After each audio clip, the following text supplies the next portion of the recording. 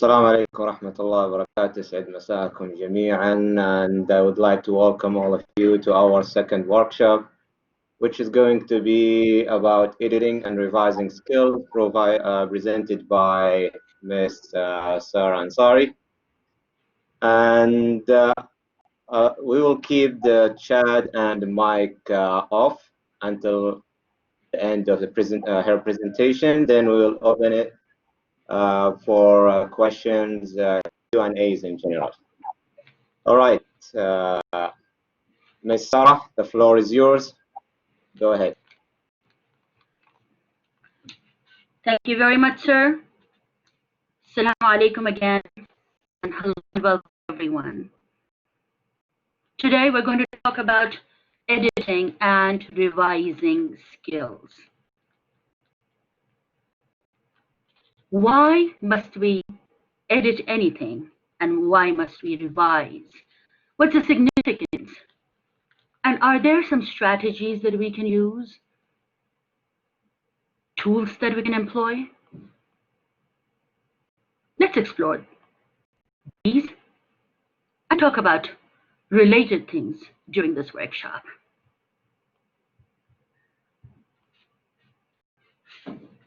Introduction. When you think of editing, what comes to your mind? I know you have lots of answers. I know the chat is disabled because you're many participants. So let me speak on your behalf. I know you might be thinking, I'm already what I need to do. I put in a lot of time and effort in order to produce my writing. So must I edit? And then there will be others that are probably going to be, there is so much to do and I don't know what the boundaries are. How do I edit enough? Whether you're in this side or that side. What's important to note here is that today's workshop will provide us some guidelines and clarify for us some of our most pressing questions.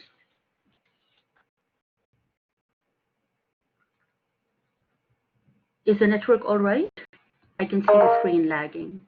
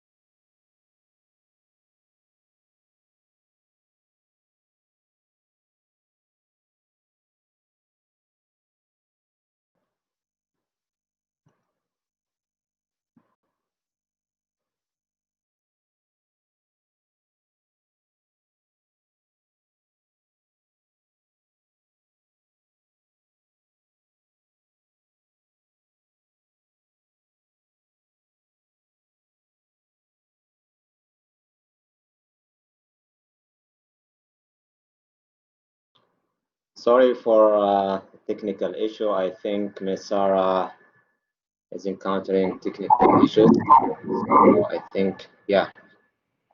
Yes, hello. All right, go ahead. Yes, okay, thank you very much. I wonder what was wrong with the connection. Okay, perfect, please. So we were talking about the introduction. Please look carefully at the next slide. Excuse me, Ms. Sarah, can you, sorry for interrupting you. Can you go back to introduction and tell us again, because this sound was not clear at that time. Okay, sure, sir. Yeah, perfect. Thank you. My pleasure. So ladies and gentlemen, as part of our introduction to today's workshop, I was talking about whether or not we believe we've done all the editing we needed to do. This workshop is of significance to us. Why? Quite simply because it's up and provides you boundaries and works as a quick checklist that you can use while producing any kind of writing that you would like to see published.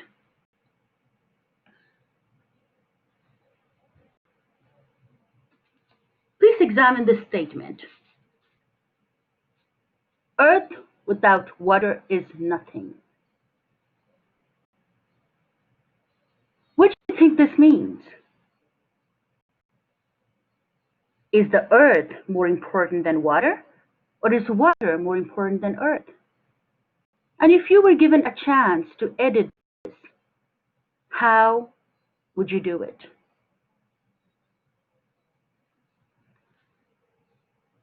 Now, in one particular class, when their teacher gave them this question, there were two very distinct answers. Thanks to the editing. So one, use two commas. Earth without water is nothing. Meaning, earth is nothing if water isn't in existence. And the other group use a dash and a comma and completely change the meaning. Earth. Without it, water is nothing. Long and short of it is, if we don't use language in ways that makes our communication effective, then what is the point in using that language or working towards communication? The whole point should be being able to divert things towards our goals. What is it that we're trying to say? And how can we make sure our readers identify with our intent? When it comes to the gap between what writers want to write and what readers read, there is enough struggle anyways, because writers come with their own background and readers with their own, and the reader's response to what the writers write can have layers that are far different sometimes from the layers that the writers themselves intended. But if writers don't introduce clarity, if they don't give their own writings direction, then how many more possibilities can there be? Right? This is why, in academic writing especially, we try to follow a certain set of regulations.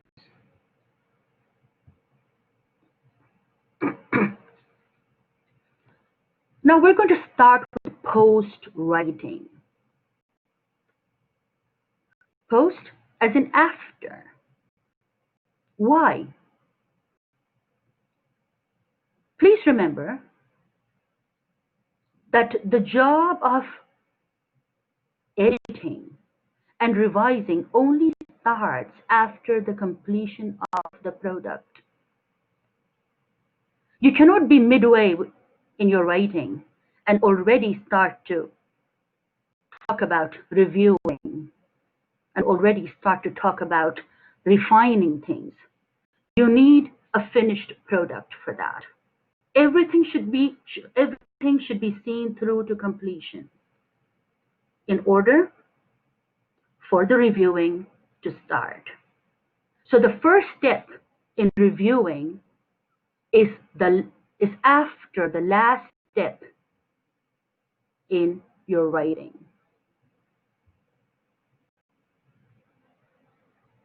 Examine the statement, please, very, very carefully. The first draft is you telling yourself the story.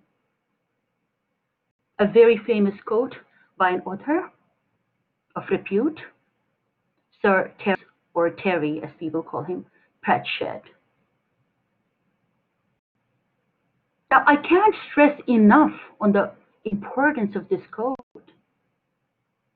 A lot of people that I know produce the first draft and submit, including students, left and right. They think their responsibility is over the minute they put down their pen after writing the first draft. But no, sir, this is not the case. You only ever write the first draft for yourself. You never write the first draft for the readership. It just doesn't belong. So after you've brainstormed and after you've determined what you want to put in there, you proceed to write. And then you use all the elements that you need to incorporate, and you complete the writing of your first draft. And then you put it by the side. It's not yet ready to see the world. You keep it by the side, you give yourself a breather, and then you pick it up again to make it reader ready. This is the significance of reviewing your work.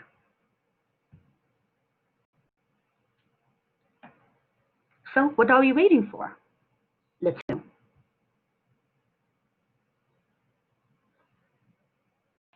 Now, you can see reviewing as having broadly 4 steps. Starts with selection of what? First, your topic, of course. So you're going to start with choosing a topic.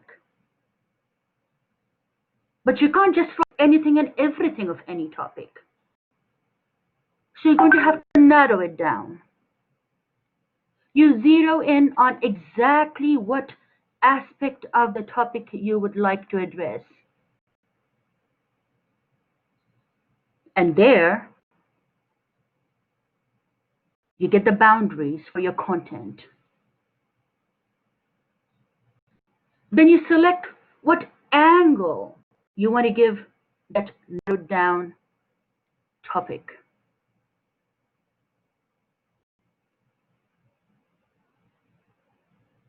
You further examine the content,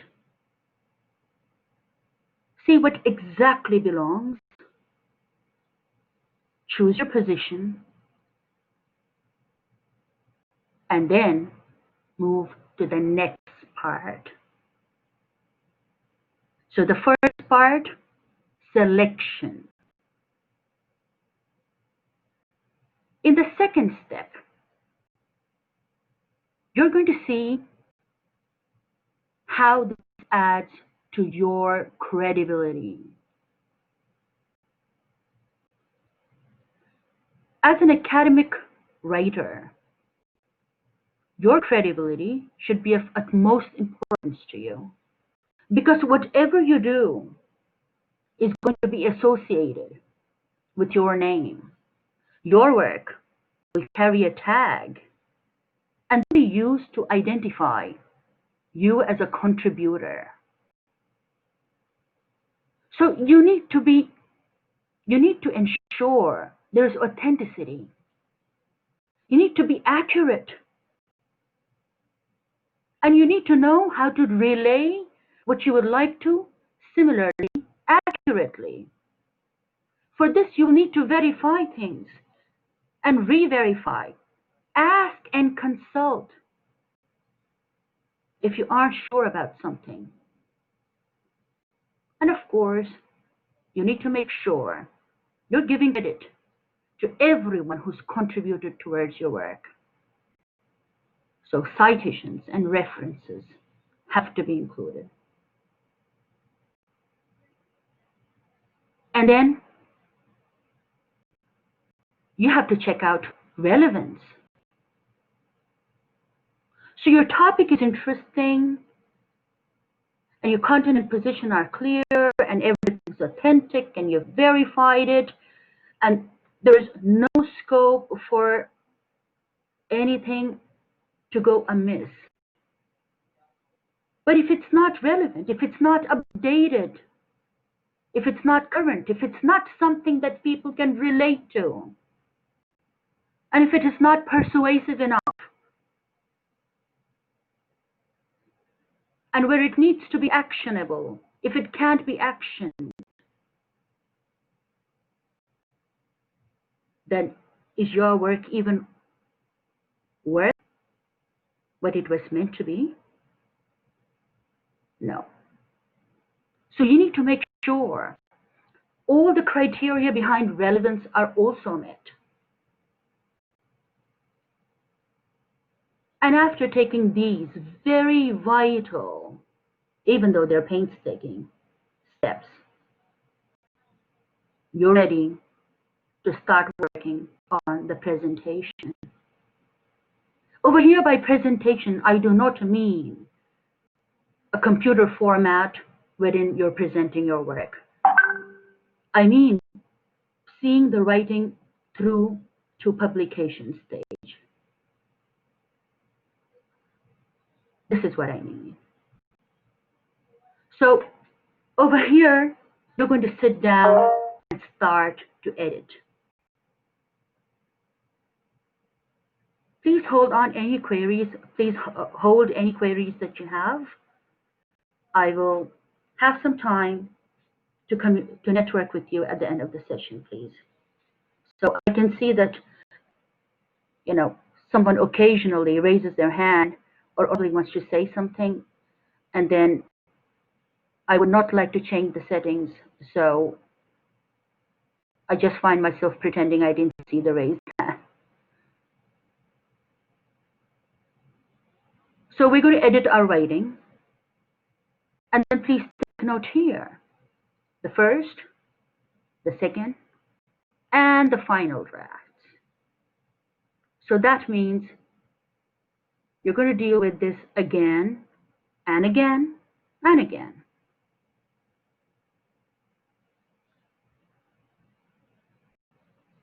So what tools are you going to use?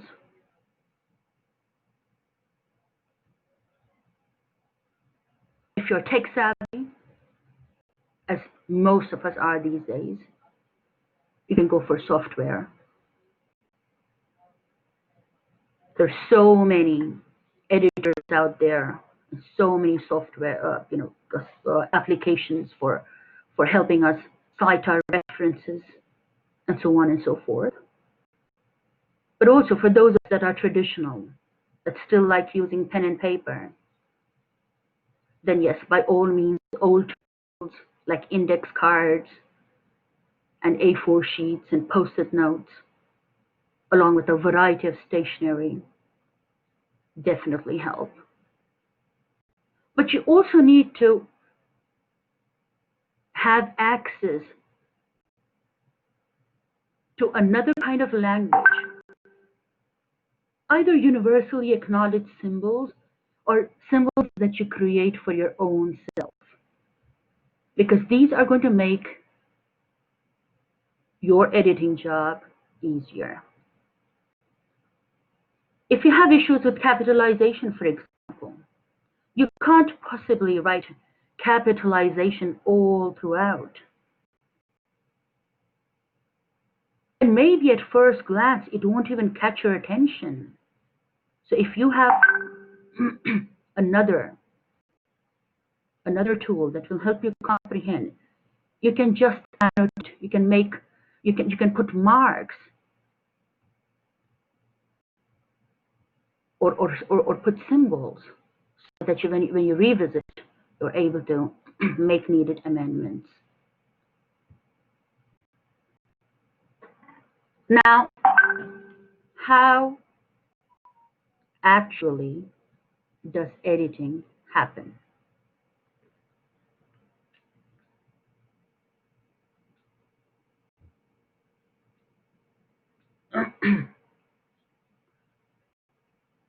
First, we identify the purpose.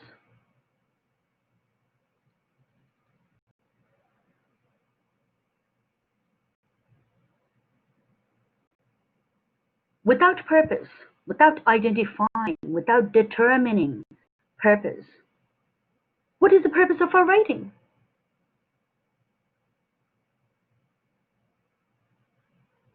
So the first thing that we do is revisit our purpose. What did we sit down to write and why? What was our intent in the first place? And then we check if our introduction and our conclusion are at all doing justice to that purpose. The introduction incorporate the purpose? Is the purpose stated very clearly in the introduction? And is it restated in the conclusion? If you're not going to do this, then your job will be incomplete.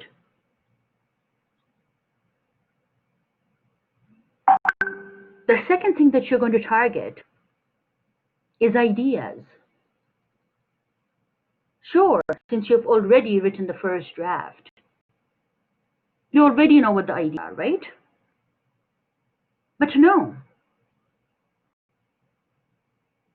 Have you carefully selected the content?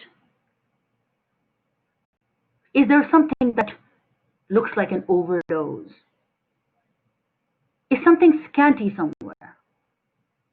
Both of these are going to be issues because they're going to affect the quality of your writing. And then how did you distribute this content? Remember, it doesn't make sense cramming all the information into one piece. There is a reason why things are organized the way they are. There is a reason, for example, body, the content, is divided into separate body paragraphs.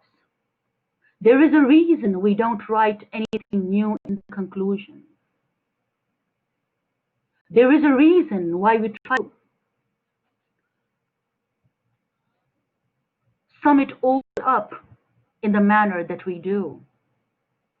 There is a reason why we tell what we need to tell people or what we're going to tell them ahead of the actual telling. So how did you distribute the content into different paragraphs, into different parts?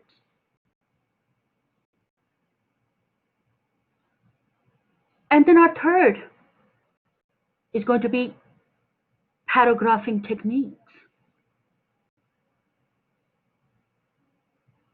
By now we know each paragraph needs a topic sentence and a concluding sentence, along with supporting sentences and related material. A number of us do not see that introduction and conclusion, for example, are also paragraphs.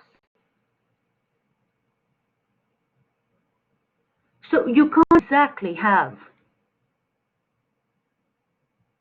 an incomplete paragraph for an introduction or an incomplete paragraph for a conclusion.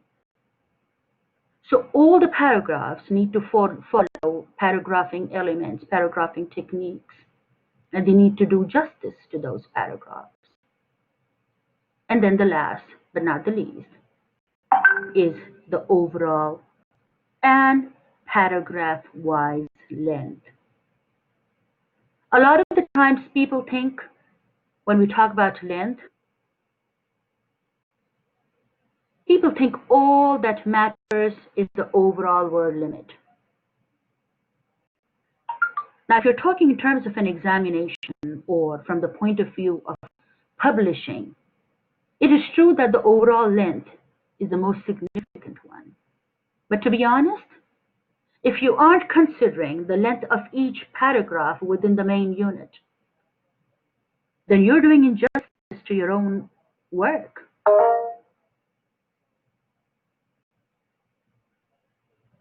Very scanty paragraphs and very jam-packed paragraphs, very cramped paragraphs, do not impress the readership.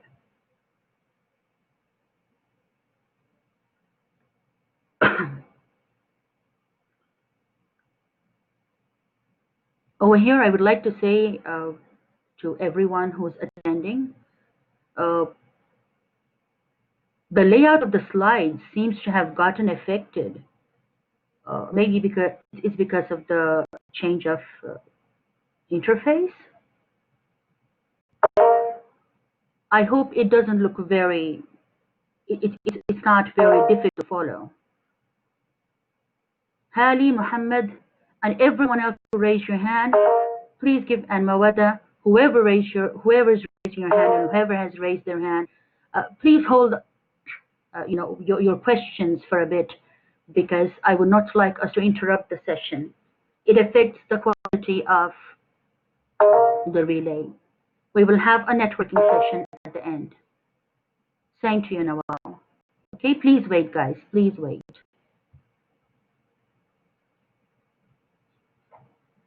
Now,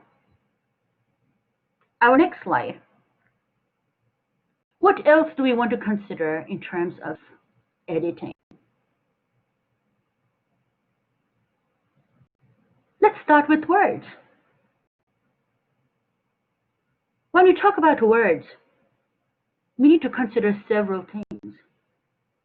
First of all, choice. Why are we using the words that we're using? Do those accurately and adequately represent what you're trying to convey? Do they relay your message? Your words need to be accurate. You can't do a half-hearted job at this. Sometimes people write things because those things sound cool. So, for example, if you aren't feeling fabulous, please don't write it. Just because fabulous sounds great doesn't mean it needs to feature. So the intensity, the weight of your words, and the choice of your words, and what they represent, these need to be very, very exact. The next thing that you want to consider is the word form. Do you want to use the noun form? Or do you want to use the verb form? Please predetermine the form that you would like to use. And then the tenses. Accuracy, accuracy, accuracy. If something happened in the past and it affects you even now, you cannot write it in true past tense.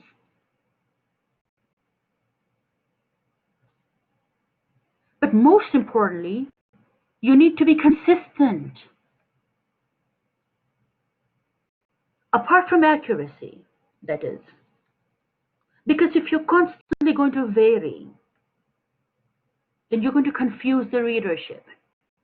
And to be honest, when you're revisiting again, you'll be confused as well. So, exactness and consistency are both very important elements that you're going to check while you're editing. And then, of course, articles. Sometimes we tend to unnecessarily put in articles where they don't belong. And at other times, due to foresight, even if we know what articles belong where. Because of foresight, we end up miswriting them. So checking those things out also helps. Then we move to the sentence level. Over here, first and foremost, we're going to check word order. Where are the words placed? Are they placed in a way that they make the kind of sense that you would like them to make? First of all, are they logical and complete in sense? Then, do they represent the angle, the sense that you want to give them?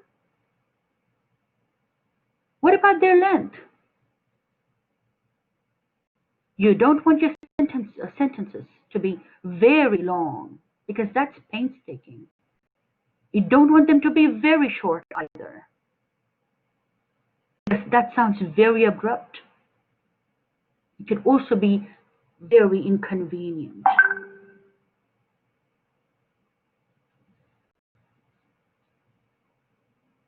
At the same time, you want to make sure you have sufficient variety. So along with length, degree of complexity. Instead of only putting simple sentences together, because you won't make mistakes that way, unless you are a beginner student or an elementary student, because then it's forgivable. But if you're anywhere beyond elementary, anywhere beyond level A2, A2 plus, or B1 level on Common European Framework of Reference, which is CEFR, as they call it, you need to be ready to introduce complexity into your writings. You can't only have complex sentences either, because remember, the purpose of communication is clarity. And if there's only sophistication, it doesn't serve the purpose. To some people, it might sound cool. I've heard some people say, if you want to impress someone, confuse them. But no, that is not the purpose of an academic writer. An academic writer only writes to win people over, to relay clearly, not to confuse. So we're going to look at the structure of the sentence. We're going to make sure there's ample variety. Simple sentences, compound sentences, complex sentences. A good balance of these, a good blend and a good balance. We're going to make sure the length is desirable and again varied. So you're going to have some small sentences and you're going to have some short sentences. Short sentences, and then you're going to have some long sentences. And over here, let me please specify. It is not true that simple sentences are short sentences, and compound and complex sentences are long sentences. Because, for example, if you work endlessly to expand the subject and the predicate of a simple sentence, you will actually come up with a very long sentence. To give you a quick idea on this, let us do a sample sentence. So I'm going to have a very basic sentence structure. Here's a simple sentence, a very short and to the point simple sentence. The dog bit John. So your subject, the dog, your verb, bit, and then John, your object. Now, how about if I start to expand subject? My dog bit John.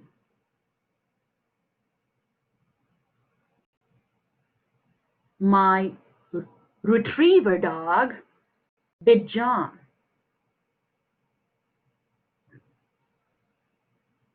My golden retriever dog, Roger, bit John. My golden retriever dog, Roger, bit my brother's friend, John.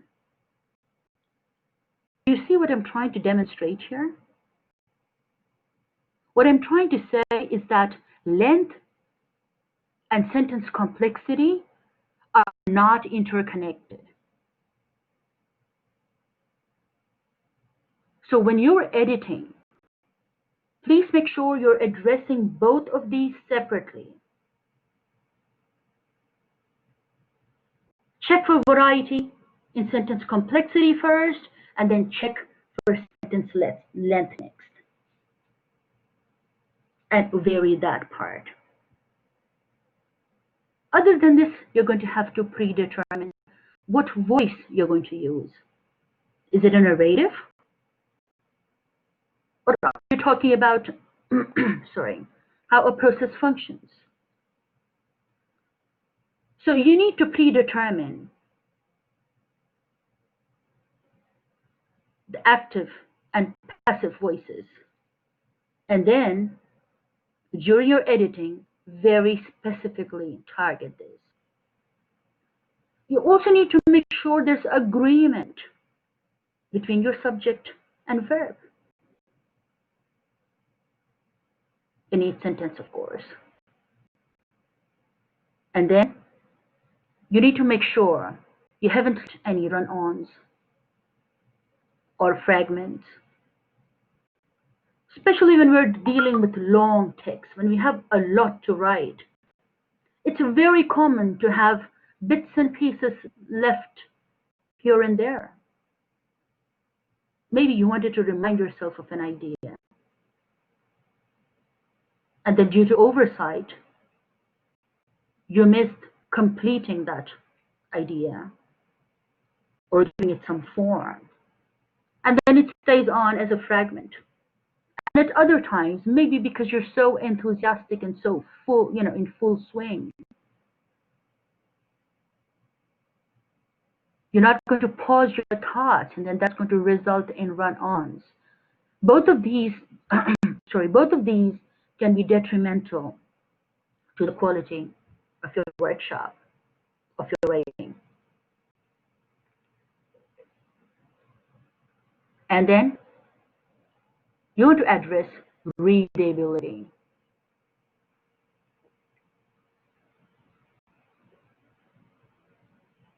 Even though people many times say they're writing this because they're writing this. The fact is, nobody ever writes anything without thinking about the readers that are going to read them. As I said before, the readership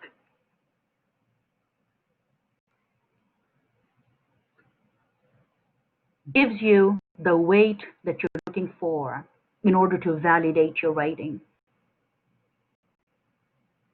In this sense, you need to make sure your work is coherent, logically laid out, understandable. The boundaries are determined. The reader can see very consistently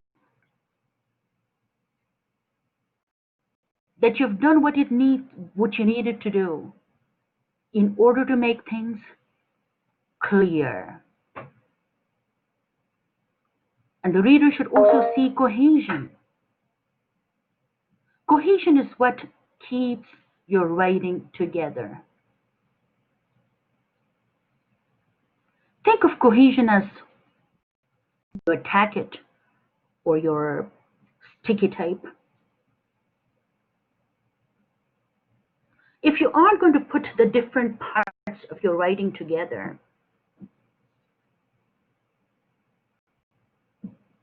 and give it a logical connection, then your readers will not be able to appreciate what you would like to convey. It will be a very scattered attempt, and the result will be very heavy on the readership. It's going to be choppy. It's going to be unimpressive. They're going to constantly go back and forth because there's nothing to hold their attention. There's nothing to give them an idea as to in which direction the writing is headed or the message is headed. So if you can focus on all of these aspects,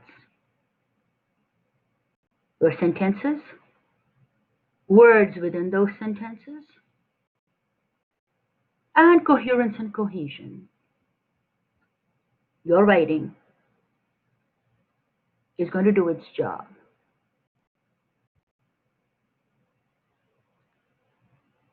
Then we're going to be ready to look at some very obvious things. Spelling, of course. When something's going to be published, spelling is very important. There's no excuse for any inaccuracies here. Everyone these days has access to a dictionary.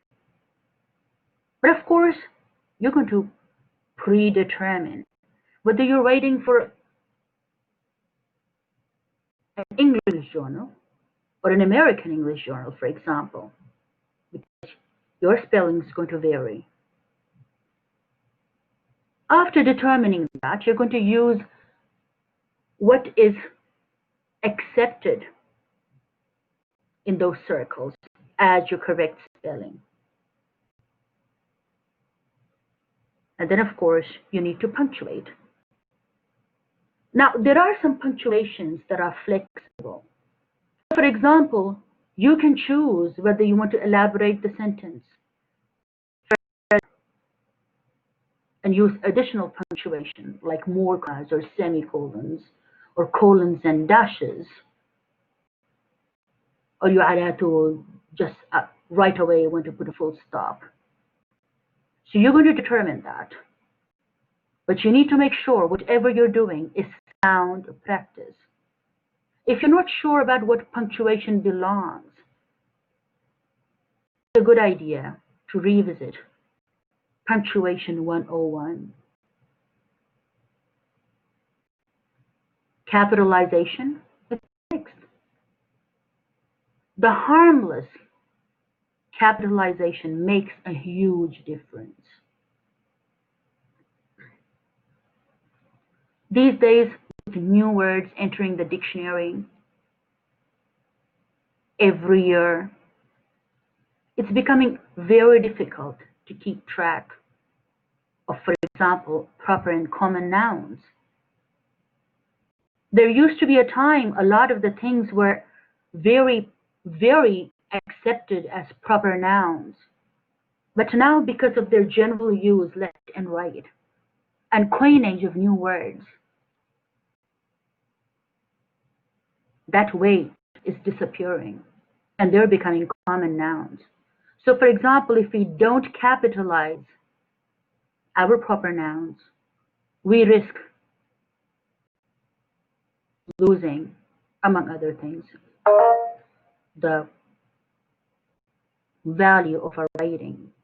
Because the weight that you wanted to put on something by identifying it for its uniqueness is now going to become distributed and general.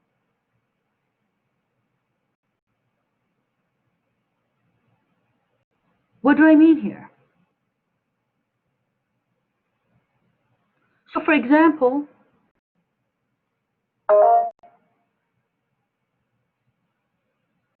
Barack Obama is a name everyone knows. And now know, thanks to the newspapers and news networks and people constantly getting at one another's contributions, that medical and healthcare during the time of Barack Obama was called Obamacare. And I won't be surprised if this is given a twist. Obama itself will cease to be a name of a person and be used more as a general reference.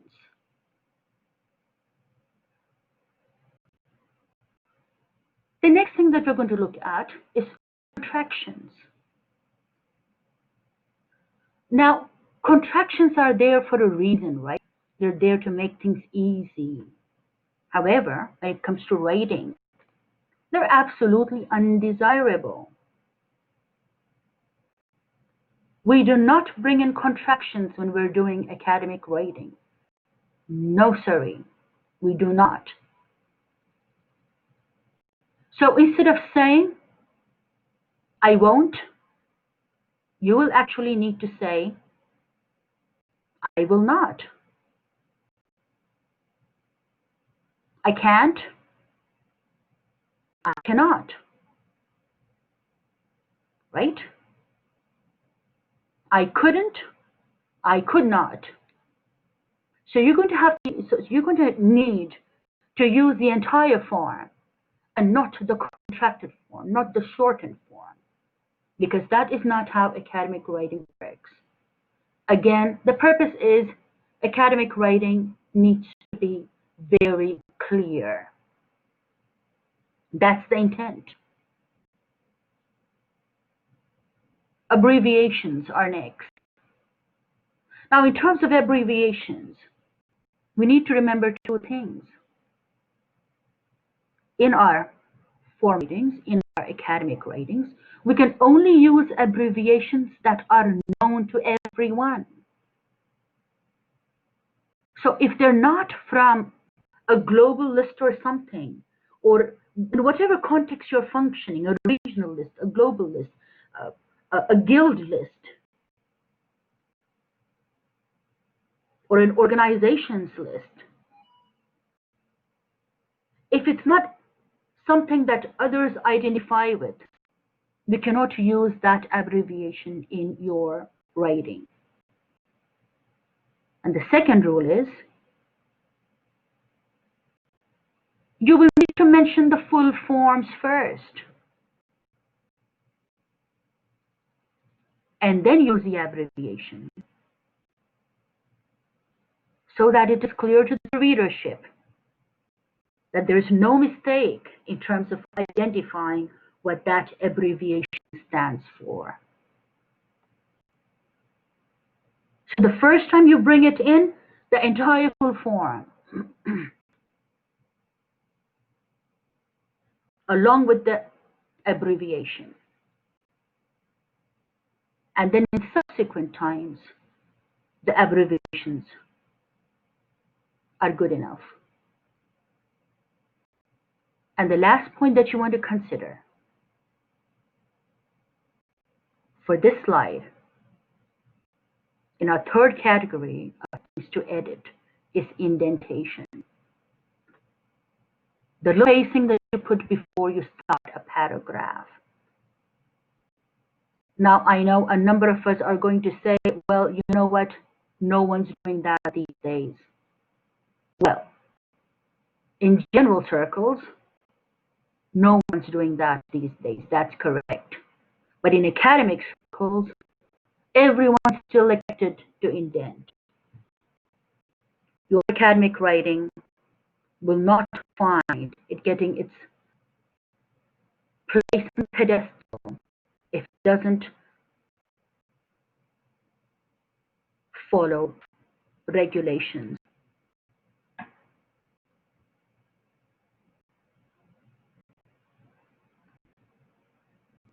The fourth slide of editing.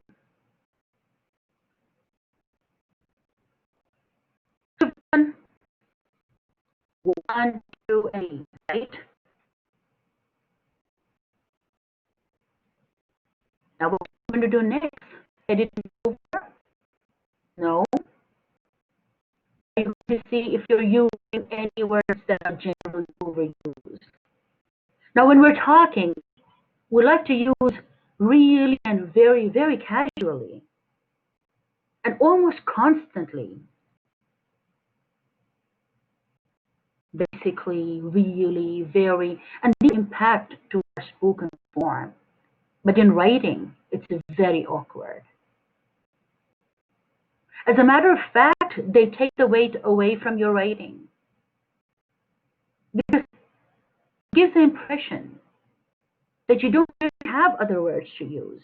You don't know what you want to use, and you want to highlight the importance by using these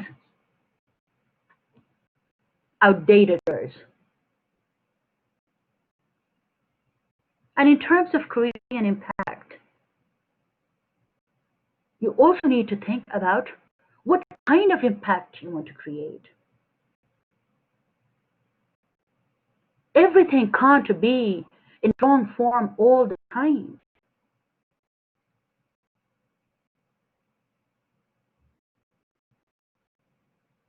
You can't be absolutely thrilled because you went to this fabulous place because those great things happen to you all in one breath.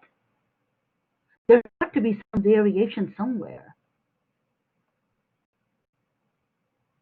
So you need to be exact, and you need to think of how accurately whatever you're saying is being portrayed.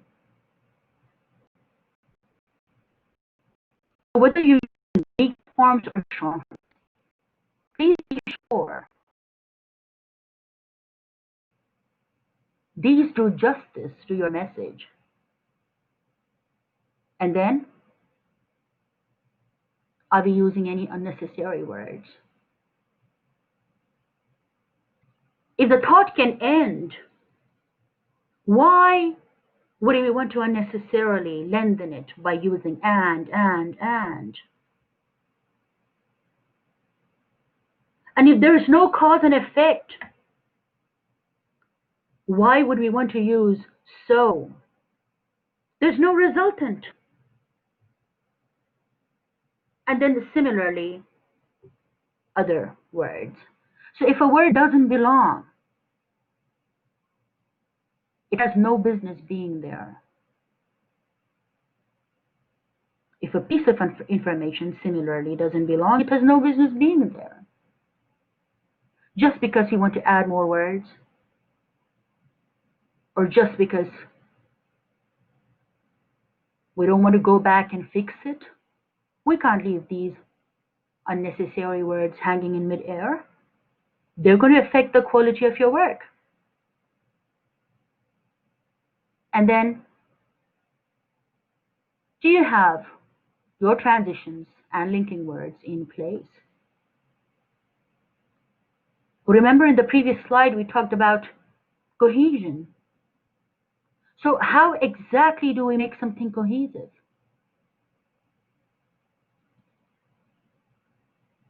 As I said before, tape it, tape it, tape it, tape it.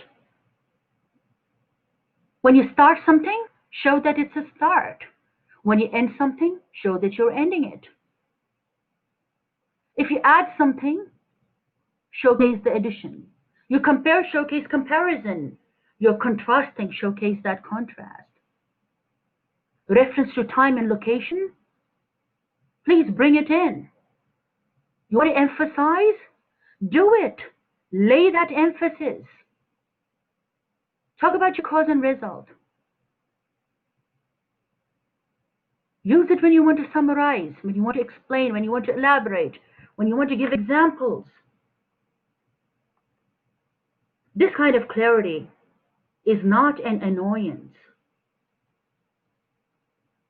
On the other hand, it is much needed information.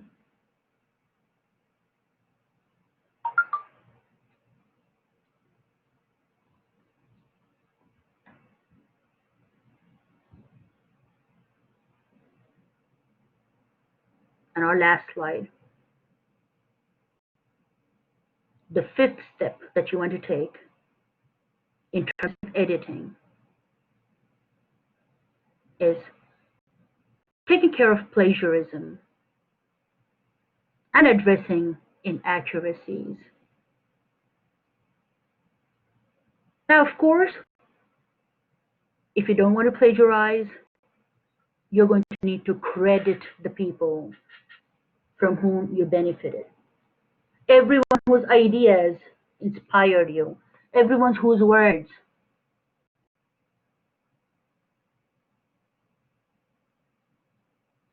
impacted you, everyone who wrote works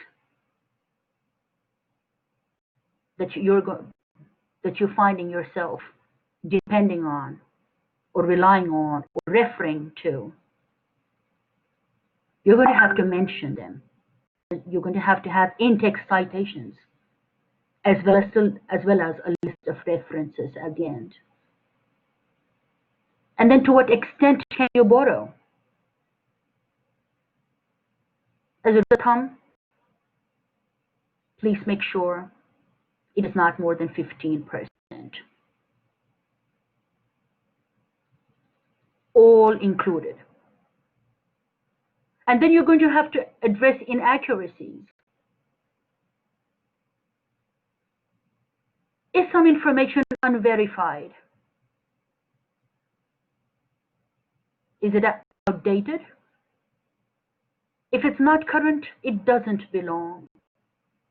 Please don't talk about 2018 if it has nothing to do with 2020 and if things have changed during this time. This has nothing to do with time period. The number of developments that take place in any field determine how old or new something is. So if the last known development took place in 1920, and now they're taking place in 2020, that is okay. But something that happened in 2019 and drastically developed, or subsequently developed, even if it wasn't drastically, will still be outdated. So you have to be very sure. You can't just bring in something from somewhere, and just because other things didn't cross your path, pass it off as something that is up to date. Similarly, if something is controversial, you want to check, double check, double check.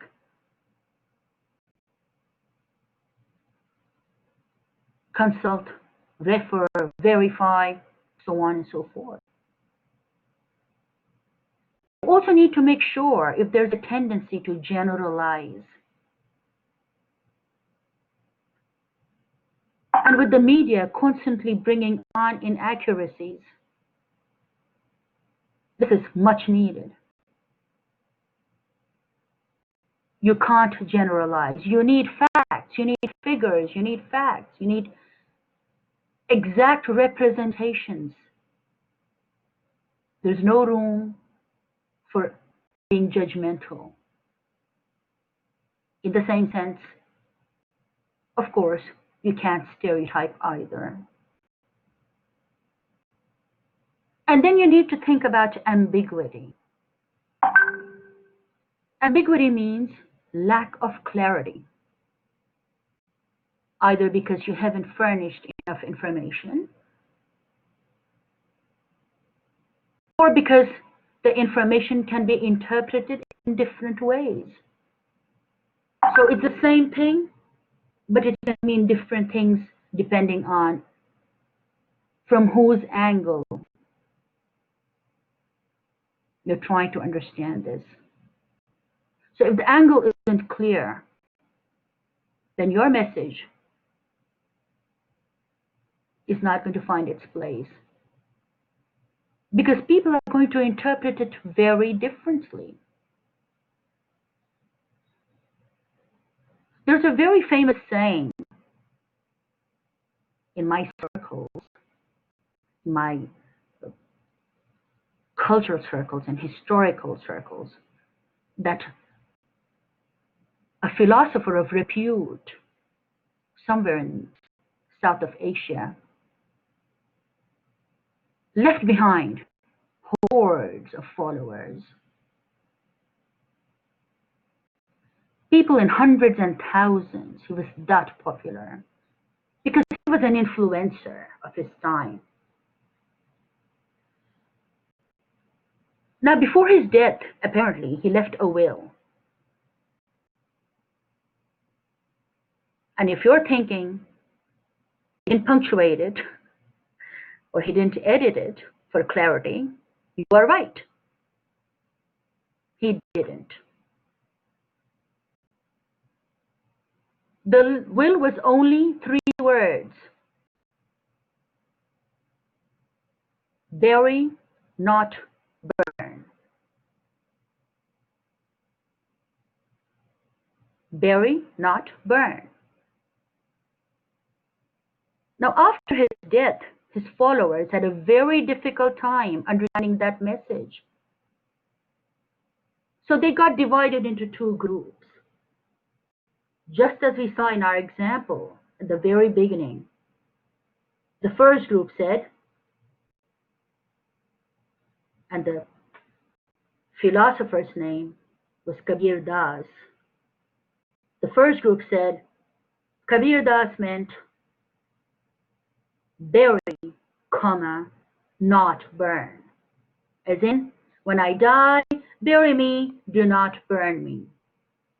Whereas the other group said Kabir Das meant bury not, comma, burn. As in, don't bury me, burn me. Well, what followed is not of interest to us. But definitely there is a lot to learn from something like this.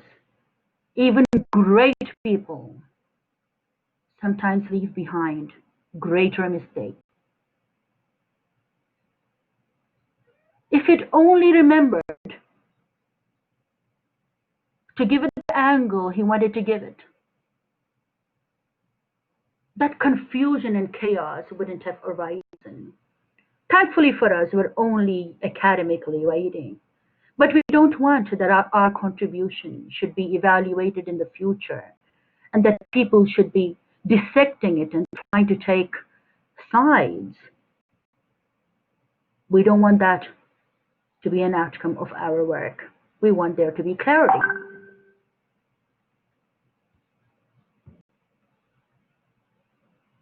So,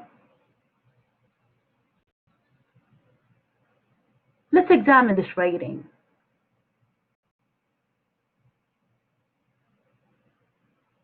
A student somewhere wrote this when he was asked to write about an experience connected to fear and judgment. So the student wrote, I will give you an example of my story. I once was a kid that had dreams, ambitions, and hopes beyond my limits. I let it fly, thinking, what will I be in the further? But one day in class, I was called stupid. It doesn't sound much right, wrong. The teacher called me other names because I wasn't smart according to her, because I didn't understand the questions the teacher was saying, didn't ask if I had issues. Would have been a very powerful story if this was edited. I will give you 2 minutes to do some silent reading by yourselves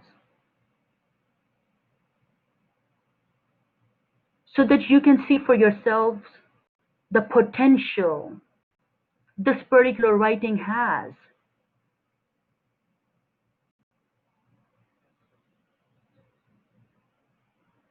I'm going to start the timer.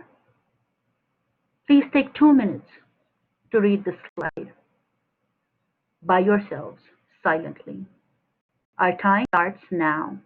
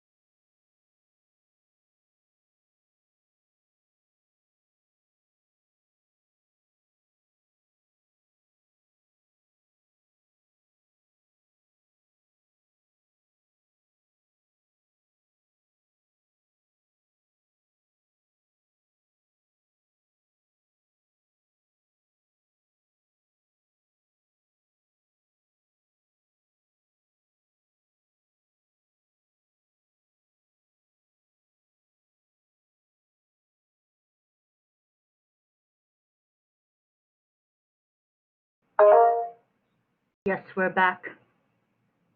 Alhamdulillah, that was also the time of the adhan. So it's good that we were silent, alhamdulillah. So as you might have noted, this student seems to know quite a number of things in the language. He has some good vocabulary, he's written ambitions, and he's written according, and used phrases like beyond my limits, let it fly, etc.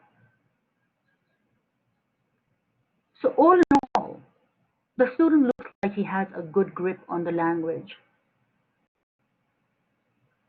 But because of non-editing, the entire message, the power behind the message was lost.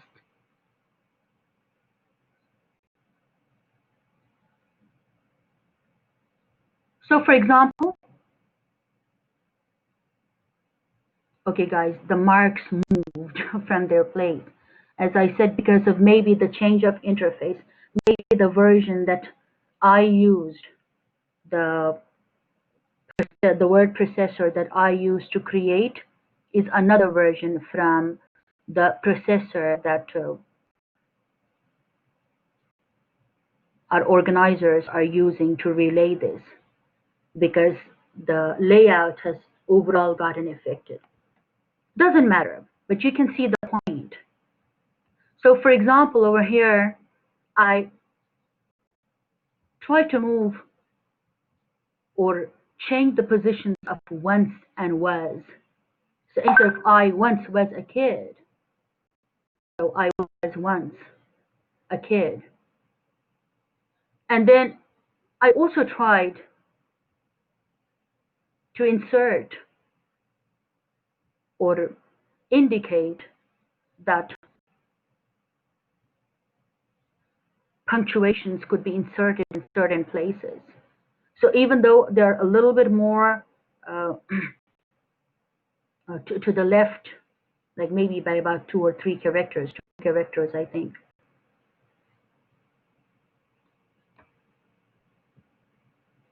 We can still make sense. We can see how annotation or putting marks or characters or symbols helps us when we're editing. So over here, I've tried to fix things. I definitely needed to capitalize the I in many places. All the mid-sentences, I let it fly, capital I. Will I be, again, capital I. In class, I was, again, capital I. I wasn't smart, again, capital I. So I try to take care of those capitalizations. And then over here, a couple of spelling mistakes. Further, whereas I can see from the sentence that the writer wanted to say future, because the sentence goes, I let it fly, thinking what will I be in the future, or thinking what I will be in the future. So over here, even though the spelling is correct, but logically, the word choice is wrong. So I've underlined that, and then over here, the word stupid is spelled wrong. So again, I've underlined that to draw my attention to what I need to fix in this writing. And in another place, right here before the end, 'cause. Clearly, the student wanted to say because. But because people these days are so used to short forms, so used to shortening everything, especially in the spoken format, the writer ended up using 'cause in place of because. And you can see that that is affecting the quality of the writing. So in spite of the fact that the message is original, it's genuine, it's intended to create a certain effect, it's powerful, or meant to be, it isn't really serving its purpose, it isn't doing its job because it is not edited.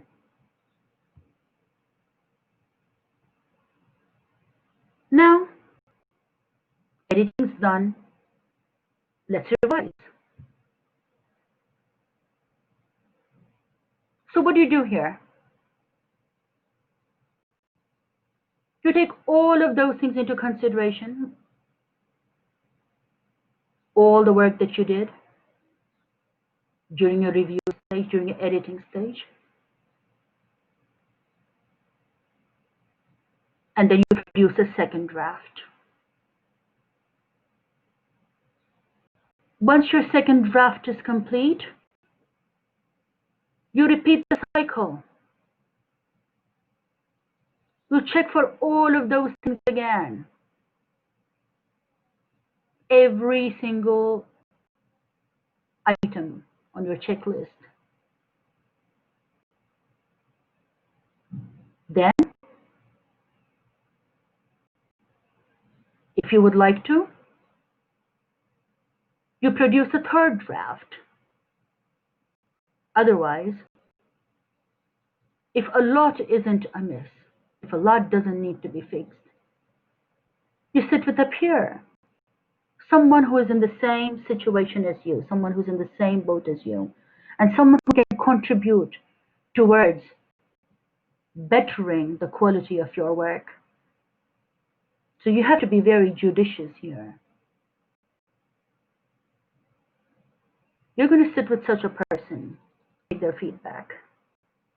Give them the same checklist, please, and ask them to rate you on all the elements in the list. Please examine it again very closely. See what feedback you've been given. Compare it with the feedback that you gave yourself prior to this stage. And then go on and produce your final draft. When you're writing your final draft, please do not rush through the writing.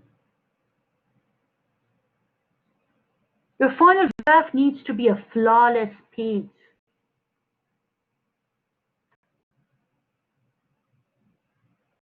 Because eventually you're going to remove the draft from the final.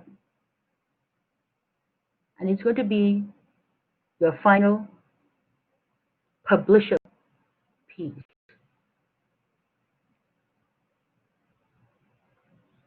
You need a lot of patience throughout. And most importantly, you need determination. First and foremost, you need to remind yourself that you're not serving someone else's purpose by making your own writing better. Even though everyone's going to benefit, this is something that you owe to yourself. It started with you at the center, and it's going to end with you at the center. This is your work. Just like an artist takes pride in his artwork, or a sculptor takes pride in sculptures, you take pride in your creation, which is your writing. The writing is beautifully yours, uniquely yours, and it deserves to be, because you have something to say that nobody else can say if it weren't you.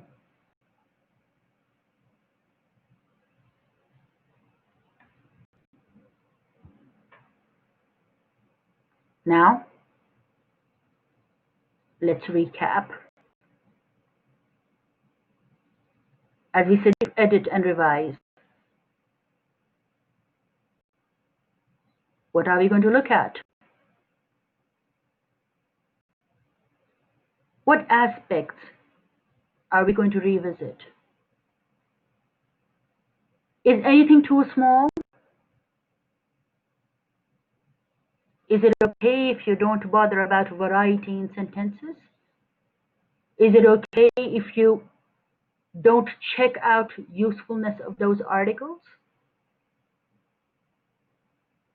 Is it okay if you don't use in citations, in text citations, in order to give credit to someone whose work is influencing you? Nothing is too small. Every aspect is very important and needs to occupy that place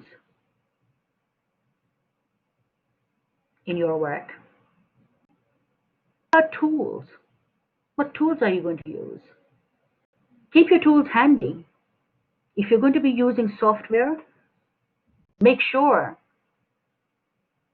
you've prepared your devices,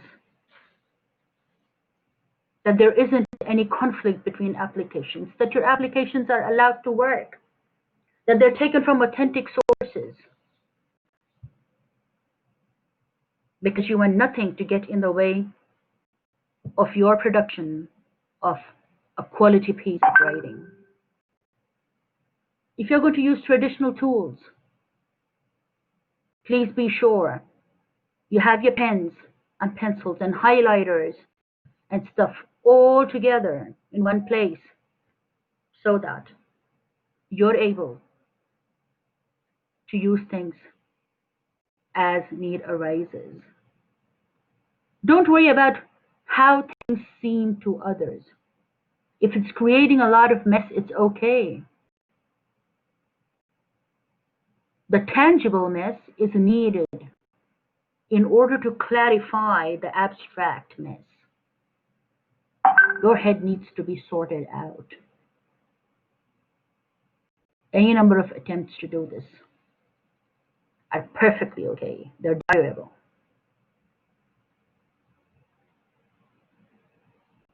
Are there certain strategies that work better than others? A lot of people talking about how to edit and revise. Which comes first? Should you comb down paragraph by paragraph? Should you work idea by idea?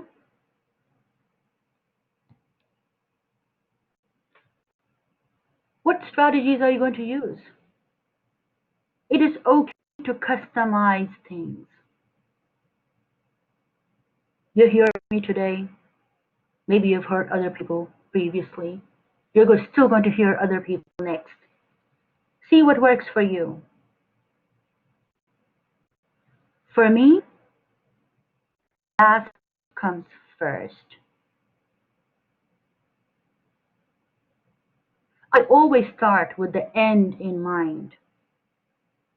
This works for me. If I don't know what the end looks like, I'm not going to be able to contribute towards the quality of that piece. If you would like to consider this as a strategy,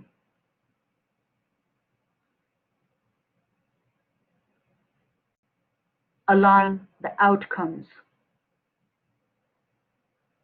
seamlessly with your beginning, with your start. And then last but not the least, definitely, be very willing to redo. Sometimes you will need to undo to redo something. Think of this as a CD. When the tracks are overwritten, what happens? Is it even possible to overwrite something?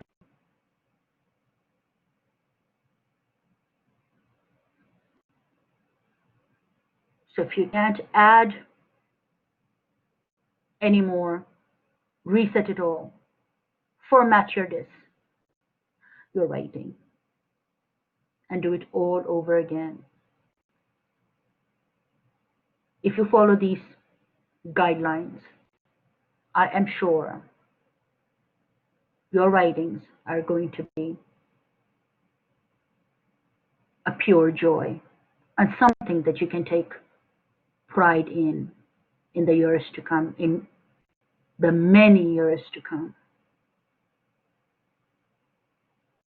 Let's not forget that our writings, our communications, are both a science and an art. We use logic and common sense and tried and tested methods to do things, but we also give it our signature style, something that's uniquely ours. So for all the practices that are prevalent and all the things that people do around you, don't hesitate to customize and to make them yours so that your subsequent writings can also benefit. With this, we come to the end of our presentation. On behalf of the Academic Writing Center of the English Language Institute of King Abdulaziz University,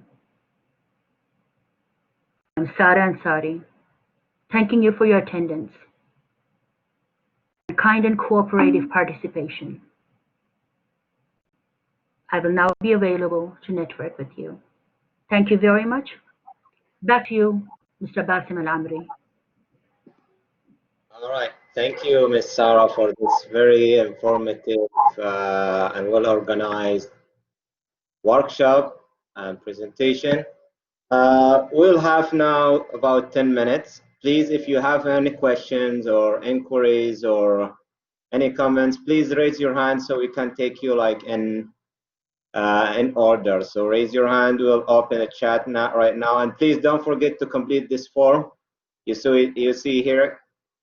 It is Google form. It's about evaluation for this workshop, and in order to get also your certificate of attendance. So please write your name correctly, because we had like issues last week when we write names. Please don't write your name in Arabic. Please just write it in English. And let's open the floor for questions or comments from you. And thank you for attending this today workshop. Next week, inshallah, we'll have another workshop which is going to be about coherence and cohesion in academic writing. So please, if you have questions, if you have any comments, please raise your hand. Thank you. Thank you very much, Mr. Basim. Yes, please. I can see Ms. Baida. Yes, Ms. Baida Khayat, please. Yes, go ahead, Ms. Baida. Mr. Bandar, you're next. Please go on, Mr. Bandar. I would like to thank you first, Mr. Sarah, about the presentation today. And just one comment regarding the disorder in the slides. Could you please speak with the coming instructor to transfer the slides to PDF files in order to not be misunderstood? Okay, sir. Okay. Thank you very much for that. If you can send this to us in writing, because I'm not very aware of all the technological. Dr. Basim can hear us. We can talk with the coming instructor to tell them about that, please. Okay, Yeah, sure. sure. Don't worry. Don't worry. We And when expect this issue, but we'll try to solve it. And by the way, the recording of today's podcast, and can you turn off your mic?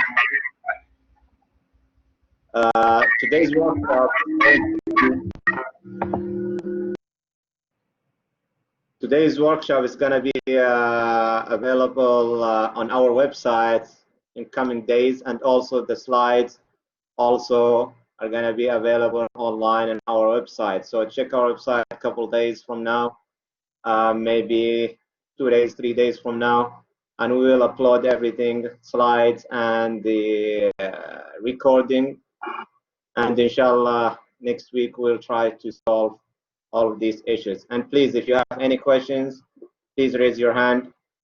We'll still have about 5 to 10 minutes because we started late, so we're 10 minutes late before because of the Maghrib prayer. So Hi, this is Brida. Sorry, the mic was not working before. I just wanted to thank you all, and I had the same request. I just wanted to ask if you could send us the material. That was it. yeah, sure. Thank you. Yes, please, definitely. The slides are going to be available, and definitely we're going to work on the format to see that it doesn't distort. So either we're going to keep it available, using the same format, or we're going to make it, into a PDF or something so that the format doesn't change. Thank you very much for your kind and encouraging words. Everyone who's giving us these compliments, definitely the Academic Writing Center team is a great place to be in. Thank you very much, Dr. Rawan Adi, the head on the women's side of the English Language Institute. And thank you again, Mr. Basim Al-Amri, our main head on the men's side in the main campus. Any more questions and queries, ladies and gentlemen? Yes, please, if you have any questions, just go ahead, raise your hand, open your mic, and Ms. Sarah is happy to answer your question.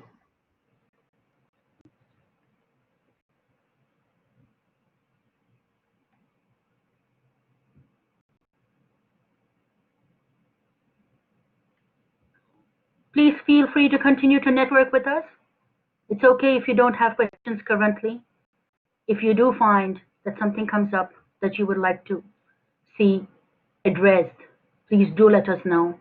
We are available on the available channels. You're welcome to visit our website. You're welcome to access us through our communication links. Academic Writing Center's formal link, and through Dr. Basim and Dr. Rawan.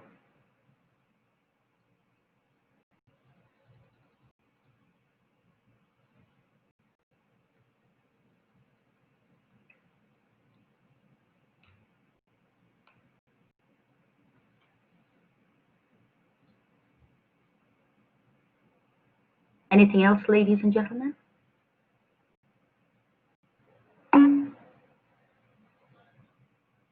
Thank you very much, Dr. Basim. Dr. Basim just put our link once again in the chat for you to be able to reach it. All right, so since there are no more questions, so I think we need to end our workshop. Thank you, Ms. Sarah. Thank you all for attending our workshop. And I will see you inshallah next week in our next workshop in our series, Academic Writing. Thank you, Ms. Sarah. Thank you all. Have a good night. Thank you, everyone. Have a nice evening. Assalamu alaikum wa rahmatullahi wa barakatuh. Have a nice time.